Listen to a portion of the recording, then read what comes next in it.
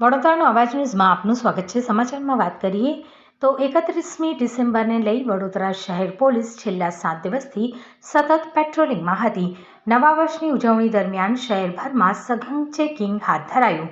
Police દ્વારા સૌથી વધુ ડ્રિંક એન્ડ ડ્રાઈવના કેસ નોંધાયા। કાયદો અને વ્યવસ્થા જળવાઈ રહે તે માટે પોલીસના તમામ અધિકારીઓ અને કર્મચારીઓ તૈનાત। ભૂતકાળમાં ગુનાહિત પ્રવૃત્તિ ધરાવતા તત્વો પર પણ રાખવામાં આવી ચાંપતી નજર। 31મી ડિસેમ્બરની ઉજવણી દરમિયાન કોઈ અનિચ્છનીય બનાવ નોંધાયો નહીં।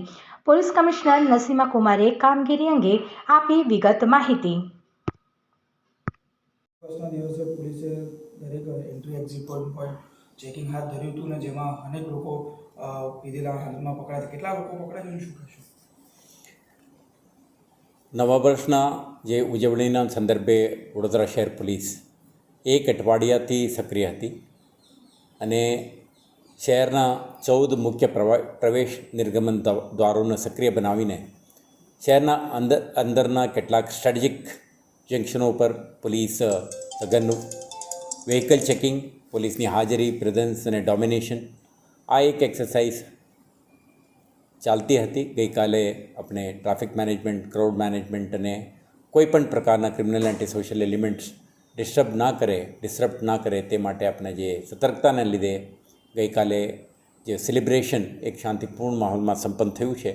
તેમ છતાં જે લોકો ઉજવણી સંદર્ભમાં પીધેલા હાલતમાં વાહન કાઢતા હતા એવા લગભગ 78 ડ્રંકન ડ્રાઇવિંગના કેસ પણ કરી છે અને કેટલાક વાહનો નંબર પ્લેટ વગર કે અન્ય જે આઈડેન્ટિટી અને એમના જે ડ્રાઇવિંગનું વેલિડ લાઇસન્સ વગર ફરતા હતા એવા એલિમેન્ટ્સને પણ આઈડેન્ટિફાઈ કરીને 207 MU એક્ટ હેઠળ 100થી વધારે વાહનોને આપણે ડિટેન પણ કરી હતી।